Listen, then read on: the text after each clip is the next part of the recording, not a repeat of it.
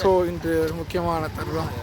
Wow, Pamban பிரிட்ஜிலேருந்து photo அது video எடுக்கிறோம் பாருங்கள். பிரகாஷ், இது railway track opposite side.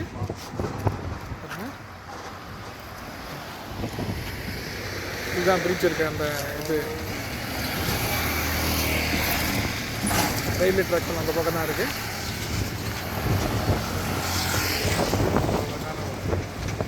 Place எல்லோரும் வந்து பார்க்கக்கூடிய ஒரு இடம்.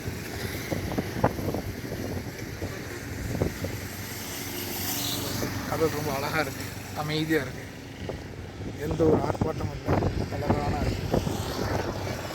ஆக்சுவலாக ஒரு ஏரி மாதிரி தான் இருக்குது, அலையே இல்லை கடலில். பார்த்தீங்கன்னா தெரியும், கடல் அலையே இல்லை. Very nice. Most welcome.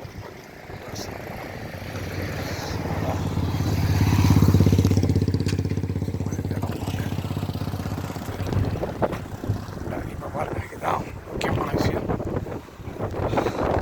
Railway track, பழைய ரயில்வே ட்ராக்கு பாருங்க. பழைய ரயில்வே ட்ராக் இந்த பக்கம் இருக்குது, புது ரயில்வே ட்ராக் தான் அந்த பக்கம் இருக்குது. இது ரயில்வே ட்ராக், பழைய ட்ராக்கு.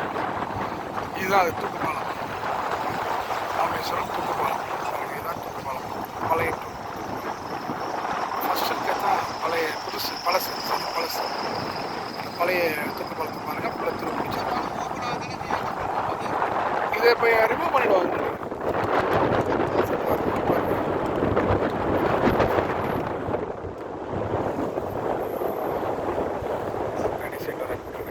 புது பிரிட்ஜும் போட்டுருக்காங்க, இதோட ஹைட்டாக போட்டுருக்காங்க. ஃபுல்லாக சைடில் வந்து எலக்ட்ரிக் இது ஒயர் கனெக்ட். ஸோ இதில் வந்து என்னென்னா எலக்ட்ரிக் இன்ஜின் போகலாம், அந்த மாதிரி கிடையாது. எலக்ட்ரிக் ஸோ டிஃப்ரென்ஸ் வந்து ஸ்ட்ரைட்டாக தூக்கி இறக்குற மாதிரி ஐபி மாதிரி இருக்குது.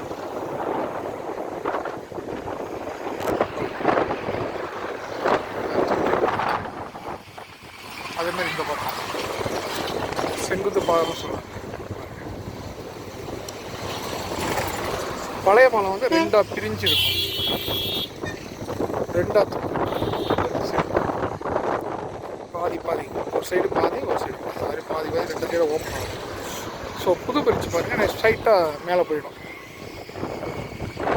மேலே போயிட்டு பாருங்கள், அழகாக இருக்குது. கலரிங் பாருங்கள், இந்திய கொடியை பிளாக் பண்ணியிருக்காங்க. ஸோ எல்லோரும் வந்து பார்க்க வேண்டிய ஒரு முக்கியமான இடம். கடல் ரொம்ப சத்தமே இல்லாமல் இருக்கு.